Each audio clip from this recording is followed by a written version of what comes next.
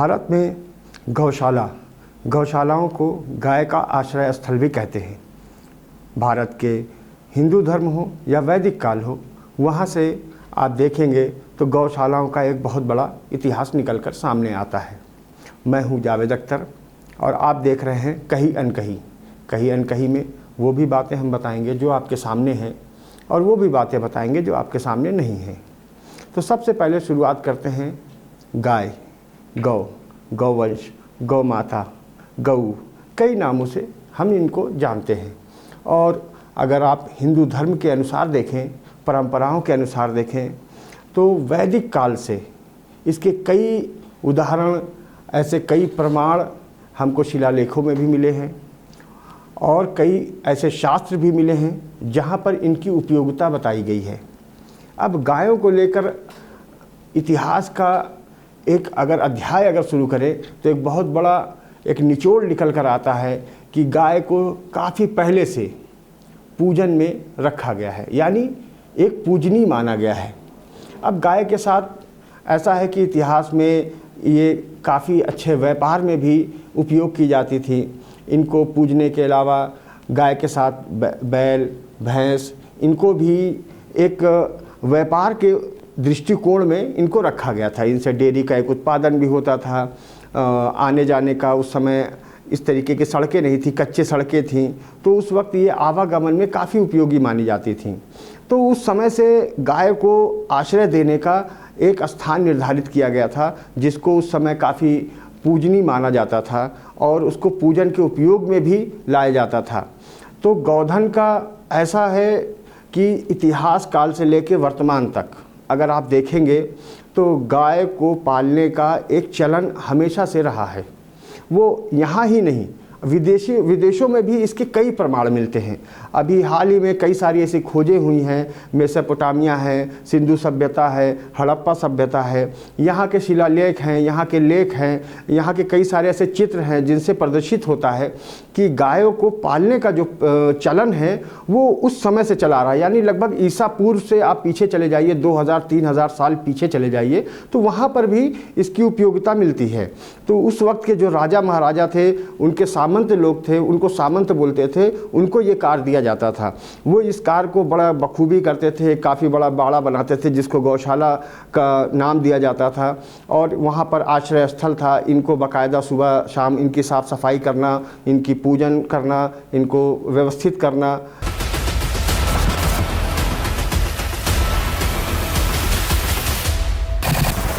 तो गौशालाओं का इतिहास इस तरीके का रहा है कि इसको समझने के लिए आपको इतिहास के पीछे भी जाना पड़ेगा, इतिहास के आगे भी आना पड़ेगा। चलिए, बहरहाल गौशालाओं पे बात हो रही है तो गौशाला एक हमारे सभ्यता का, संस्कृति का एक बहुत ही अहम हिस्सा रहा है। अब अगर बात करें हम गौशालाओं के इतिहास की कि गौशाला की शुरुआत कैसे हुई, तो जो इतिहास में मिलता है तो देश की पहली गौशाला जो मिलती है वो रेवाड़ी में राजा युधिष्ठिर सिंह यादव थे। उन्होंने इसका निर्माण पहली बार करवाया, जो लेख में प्राप्त होता है। और ये जो है राजा यादव जो थे ये महर्षि दयानंद सरस्वती के शिष्य थे और ये राजा जो थे ये काफ़ी जो है गौधन को लेकर, गायों को लेकर, गौवंशों को लेकर काफ़ी गंभीर रहते थे, समर्पित रहते थे। और अगर आप बात करें तो इनकी प्रेरणा से देश ही नहीं विदेशों में भी गौशालाओं का निर्माण किया गया। ये एक बहुत बड़ी प्रेरणादायक कहानी है, इस पर भी हम किसी दिन अच्छे से चर्चा करेंगे। वैसे आपको बता दें, महर्षि दयानंद सरस्वती जी ने गायों को लेकर, गायों पालन को लेकर और गौधन को लेकर एक पुस्तक लिखी थी जिसका नाम था कि करुणानिधि, जिसमें उन्होंने इसके पालन के बारे में और इसके कई उपयोगिताओं के बारे में कई सारी चीज़ें अपने को विस्तार से समझाई हैं।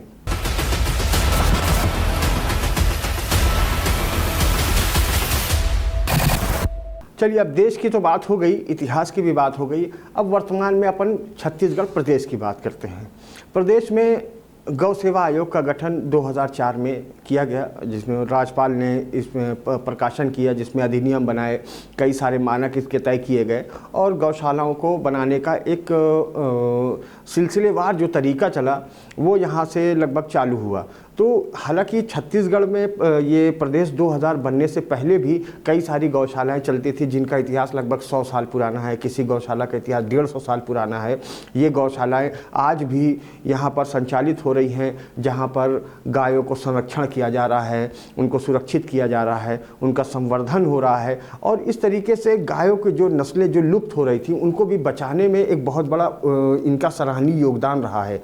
और लगातार ये संस्थाएं ऐसी हैं जैसे कि बेमेतरा में है, कवर्धा में है, आप खरसिया ले लीजिए और आप रायपुर ले लीजिए, तो कई सारी ऐसी धर्मशालाएं हैं जहां पर 1000 के करीब गायों का लगातार वहां पर प्रश्रय स्थल बना हुआ है, आश्रय स्थल बना हुआ है, जहां पर कई वॉलंटियर हैं, कई समाजसेवी हैं, कई ऐसे जागरूक लोग हैं जो लोग स्वेच्छा दान भी करते हैं। और यहाँ पर सिर्फ अनुदान की बात नहीं है, यहाँ पर लोग अपनी इच्छा से, अपने स्वेच्छा से जुड़े हुए हैं। लगातार वो आते हैं, गायों के लिए प्रतिदिन भोजन बनाते हैं, भोजन लेकर आते हैं घर से, और उनको ये भोजन प्राप्त होता है गायों को। और इसके लिए कई ऐसी संस्थाएं भी बनी हैं जो छोटे छोटे समूहों में काम करती हैं, गली मोहल्ले में काम करती हैं, और कोई भी हादसे हो जाते हैं जिसमें गाय घायल हो गई तो उन गायों को लेके यहाँ पर प्रश्रय स्थल पर आते हैं और इनका पूरा उपचार करते हैं, इनकी देखभाल करते हैं।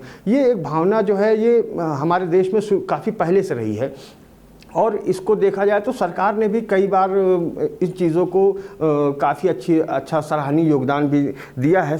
तो अगर सरकार थोड़ा सा भी प्रयास करे, इन संस्थाओं को थोड़ा सा लेकर और व्यापक रूप से गौशालाओं को बनाया जा सकता है, गौशालाओं को सुंदर रूप दिया जा सकता है, व्यापक बनाया जा सकता है। इसके लिए सरकारी कुछ जो भूमियाँ होती हैं उसके लिए सरकार उनको अनुदान तो देती है, लेकिन ये अनुदान ठीक है, लेकिन एक कुछ लिमिटेशन होती है अनुदान देने का, कि अनुदान में आपके पास ये मानक होने चाहिए, ये नियम का शर्तें होनी चाहिए। तो इतने नियम शर्तें लगने के बाद अनुदान थोड़ा सा टेढ़ा हो जाता है। तो कई सारी इसीलिए संस्थाएं शासकीय अनुदान प्राप्त नहीं करती हैं, वो स्वेच्छा अनुदान से चलती हैं। तो यहाँ पर सरकार को थोड़ा सा कुछ नियमों को कुछ शिथिल करना चाहिए, कुछ मानकों को भी देखना चाहिए।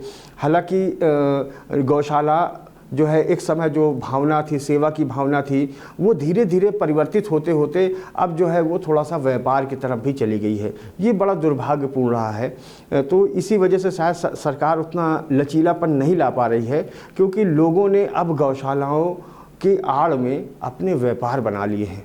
ये बड़ा दुर्भाग्यपूर्ण अपने भारत का, अपने प्रदेश का और अपने देश के सभी लोगों के बीच में ये बड़ा एक आश्चर्यजनक और शर्मनाक बात हो सकती है कि गौ सेवा जो एक मानव सेवा के रूप में है, जन सेवा के रूप में है, उसको जो है आज व्यापार बना दिया गया है।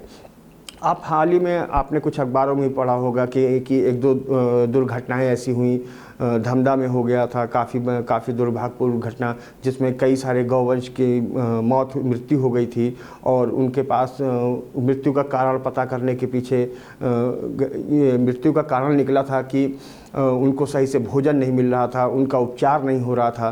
तो ये सब कारण निकल के आया था। तो जबकि उनको बराबर जो मानक थे उसके अनुरूप अनुदान दिया जा रहा था। तो इन अनुदानों के पीछे की भी कहानी हम आपको विस्तार से ज़रूर बताएंगे, और हम ये भी बताएंगे कि कौन कौन सी गौशाला कितने मानक के अनुरूप अपने प्रदेश में चल रही हैं, इनमें क्या कमियां रह गई हैं, इनको अनुदान कितना मिल रहा है, और अनुदान मिल रहा है तो उसका सदुपयोग हो रहा है कि दुरुपयोग हो रहा है, इस पर भी हम विस्तार से चर्चा ज़रूर करेंगे।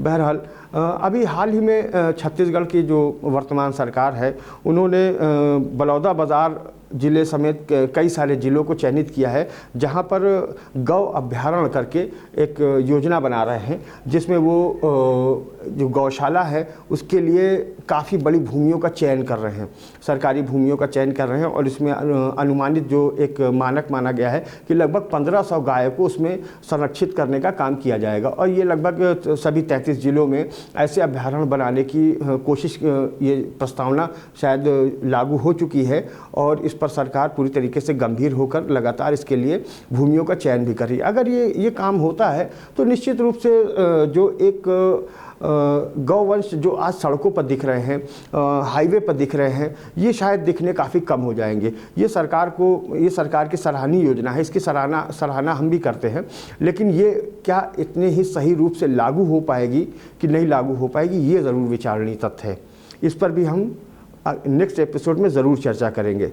बहरहाल अभी जो हाल फिलहाल में अभी एक गायों को लेकर जो हाईवे पर अभी जो कंडीशन है, जो हालात हैं, वो काफ़ी दुर्भाग्यपूर्ण हैं। आप लगातार अखबारों में पढ़ रहे हैं, टीवी में देख रहे हैं कि लगातार दुर्घटनाएं हो जा रही हैं। ऐसे आंकड़े आ रहे हैं कि प्रतिदिन 3-4 दुर्घटनाएं हो रही हैं और लगभग महीने का आंकड़ा अगर निकाल लें तो एक ज़िले में लगभग 12 से 15 गायों की मृत्यु हो जा रही है दुर्घटना की वजह से। तो ये आंकड़ा अगर आप जिलेवार आप निकालेंगे और हाईवे के अनुसार निकालेंगे तो ये आंकड़ा लगभग सैकड़ों में या हज़ारों में पहुंचता है। तो इस ओर भी हमको देखना होगा और ये हम सभी की जिम्मेदारी है कि हम इस ओर सरकार का ध्यान आकृष्ट कराएं। हालांकि बहुत सारी संस्थाएं इसमें लगी हुई हैं, लगातार कार्य कर रही हैं, उनकी हम भूरी भूरी प्रशंसा भी करते हैं और उनका आभार भी प्रकट करते हैं कि वो इन गायों को लगातार संरक्षित कर रहे हैं और हर तरीके से बचाने की कोशिश कर रहे हैं और उनका ये प्रयास काफ़ी हद तक सफल भी हो रहा है। वो लगातार दुर्घटना कहीं भी होती है वो तत्काल अपनी गाड़ी लेकर पहुँचते हैं, जिसमें उनका फर्स्ट एड होता है, उनका डॉक्टर होता है और वो पशु के जो भी डॉक्टर होते हैं उनको लेके चलते हैं और उनसे उपचार कराते हैं और उनकी देखभाल करते हैं। लेकिन ये कहीं ना कहीं एक जगह इसकी एक कमी और निकल कर आती है कि देखा गया है कि कई सारे जो लोग गायों को पालन करते हैं, भैंस का पालन करते हैं, तो वो क्या करते हैं कि जब तक ये जानवर दूध देते हैं, मवेशी दूध देते हैं, तब तक वो इनका पालन करते हैं। लेकिन जब ये दूध देना बंद कर देते हैं तो वो इनको बाहर निकाल देते हैं। तो आज जो परिस्थितियाँ जो निर्मित हो रही हैं उसका एक बहुत बड़ा कारण ये भी है। तो इस ओर भी सरकार को देखना होगा। इसके लिए सरकार ने एक अभी हाल ही में जो सचिव हैं उन्होंने कलेक्टर को भी इसके लिए निर्देशित किया है कि सभी जो भी गाय घूम रही हैं, मवेशी घूम रहे हैं, उनको टैगिंग सिस्टम किया जाए ताकि पता लगाया जा सके कि हमारे प्रदेश में, हमारे ज़िले में, हमारे मोहल्ले में, हमारे वार्ड में कितनी गाय ऐसे आवारा मवेशी के रूप में घूम रही हैं। तो उनका एक डाटा अगर तैयार हो जाएगा तो उससे इनको संरक्षित करने में काफ़ी हद तक मदद मिल सकती है। तो ये ऐसा एक मुद्दा है जो काफ़ी संवेदनशील है।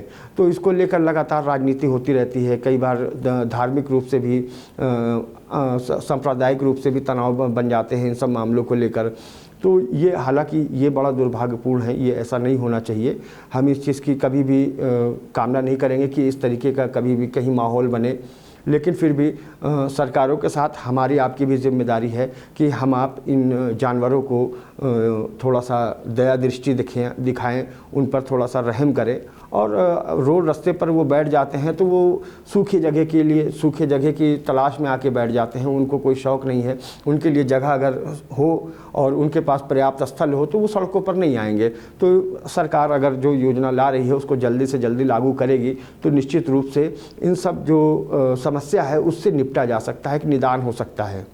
तो बने रहिए हमारे साथ। नेक्स्ट एपिसोड में हम कुछ और गंभीर मुद्दों पर विशेष रूप से बात करेंगे और ख़ास तौर पर जो अनुदान राशि है और जो गौशाला की आड़ में व्यापार हो रहा है उस पर बात करेंगे। धन्यवाद।